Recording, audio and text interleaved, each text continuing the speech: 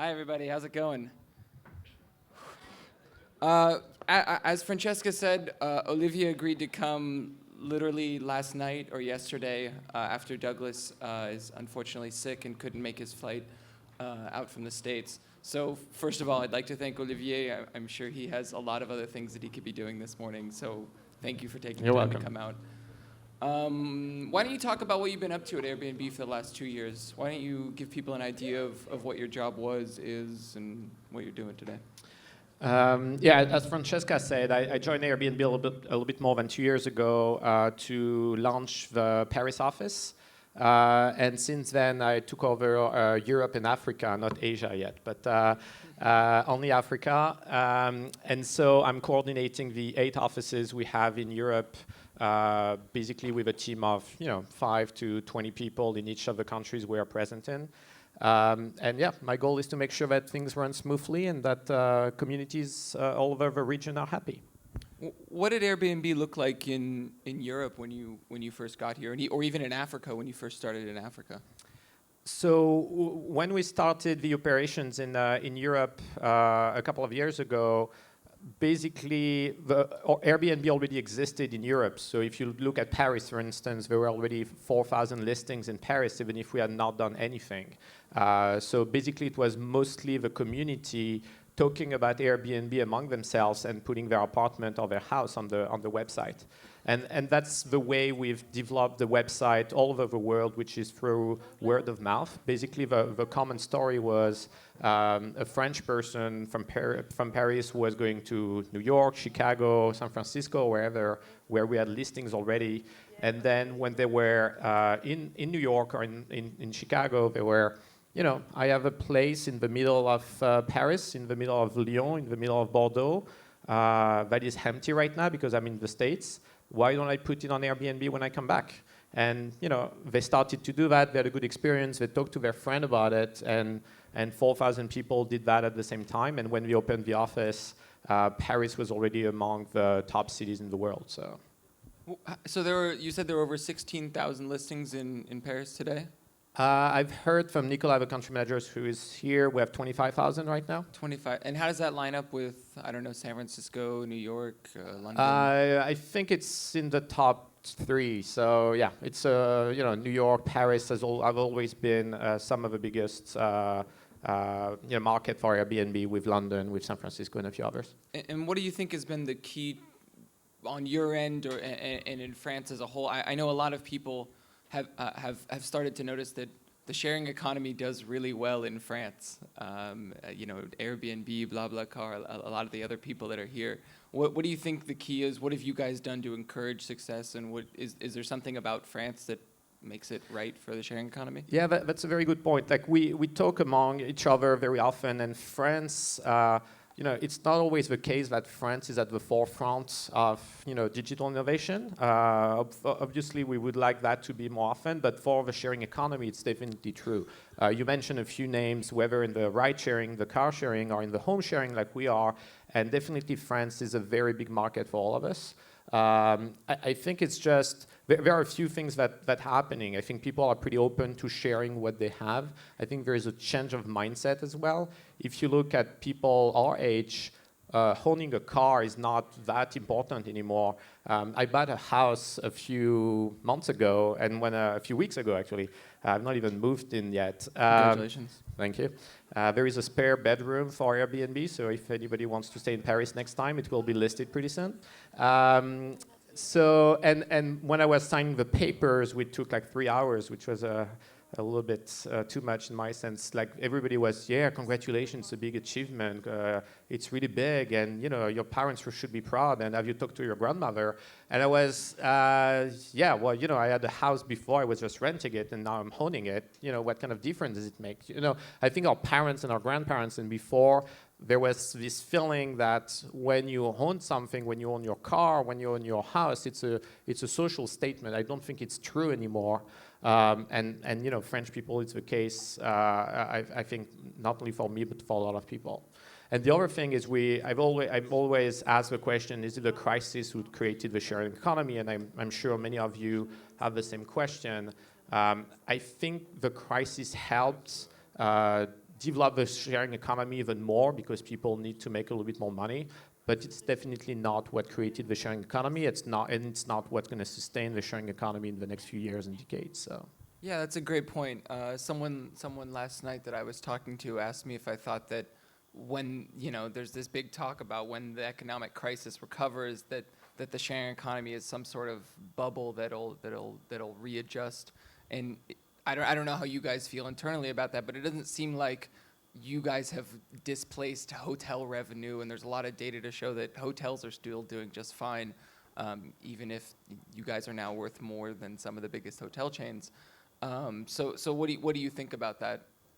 Yeah, I think for people who try to share their apartment, share their car, whatever, there is no way back. Like many people did that at the very beginning because it was hype to share your place. Some people do that because it's actually pretty nice financially to be able to pay your entire vacation because you rent your place that would otherwise have been empty. And for these reasons, people are going to continue to do that. When last year you rent your place for 2 weeks when you were on vacation and you make quite a bit of money and you paid for your entire family's vacation, why on earth would you consider not doing it this year?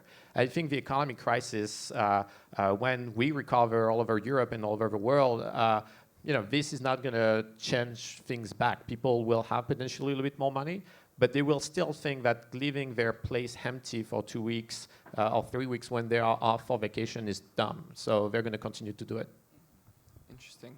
Yeah, coming back to what you were saying about buying a house, which is an achievement, by the way. You should be proud because renting is a terrible thing to do, especially in Paris. So congratulations. Unless you're renting on Airbnb, in which case it's a great thing because you're supporting the sharing economy. But I think it seems like owning something was a lot bigger deal when you couldn't share it.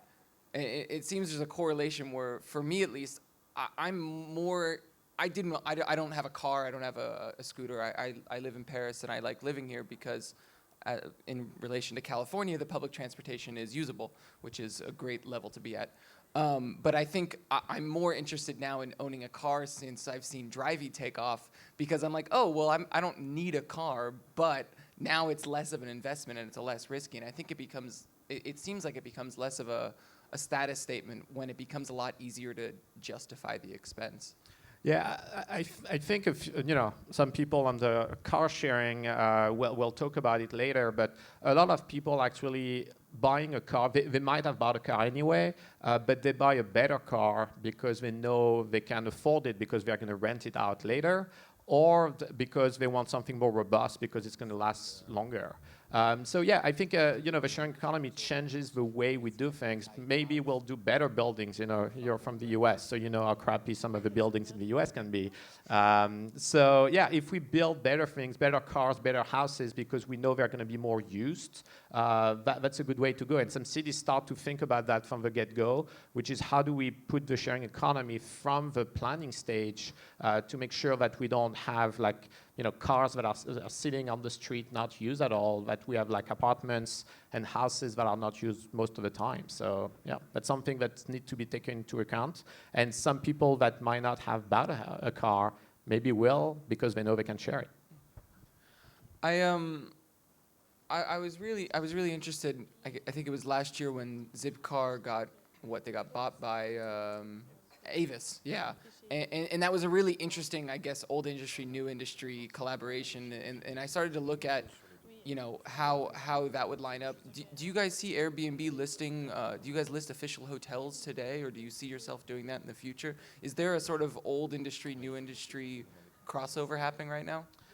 So right now, our relationship with the hotels are not necessarily the kind of the one you discussed, but you presented. But maybe at some point, no, we don't have any plans to list hotels anytime soon. Our goal is really to have a platform where individuals can share their home, and we see some.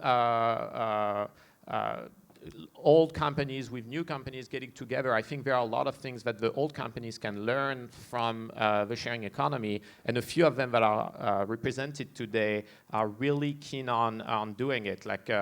Antonin mentioned La Poste earlier. La Poste has been there for a very long time and is very serious about it. It's not just putting a logo on a conference like this one or an event like this one. It's really thinking of how the sharing economy and everything that it entails can change the way we do business. So there are a lot of things that can be done between the old and the new economy, if you want to call them this way. Yeah. I was talking with La Poste earlier, and they were talking about their ideas for how they can sort of become a collaborative company of sorts. And it's really interesting to see how the sharing economy is starting to bleed into big business. And a giant company like La Poste is very similar to a city, and it has all of the infrastructure that a city has, and so it's interesting to see how they're looking at sharing it. I know you're going to be talking about, you're on a panel later in the festival about regulation, so I won't touch on it too much, but there's been a big wave recently with Airbnb. People have been saying they've been embracing regulation in the States.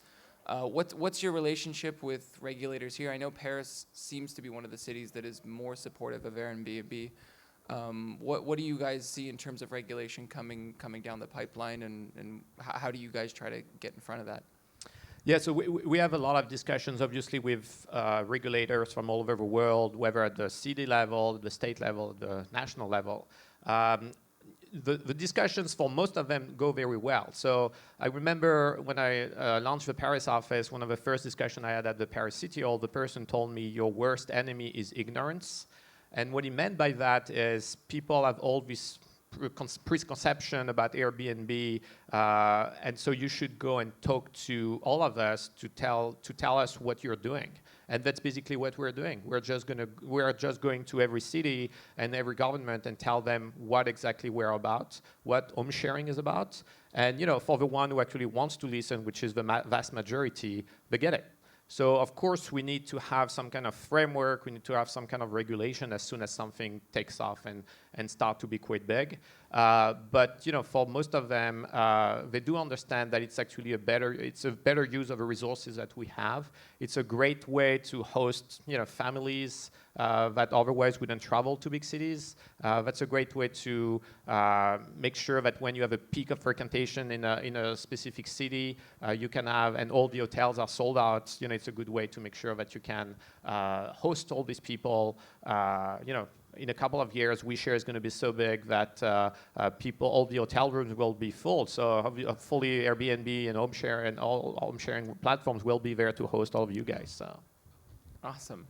So just to wrap up, what are some sharing economy services that you use other than Airbnb in your new home? Are you a BlaBlaCar user? So I've used BlaBlaCar before. I'm a Drivey and a WeCar user. I have a car as well. So I try to do both. Otherwise, Paulin and Marion are upset if I do one versus the other. So I try to do both. I'm trying to use quite a few of sharing economy services. It's a good way for me also to test what the others are doing. And there are a lot of very good things happening now. You can rent a boat as well for the summer if you don't know what you want to do.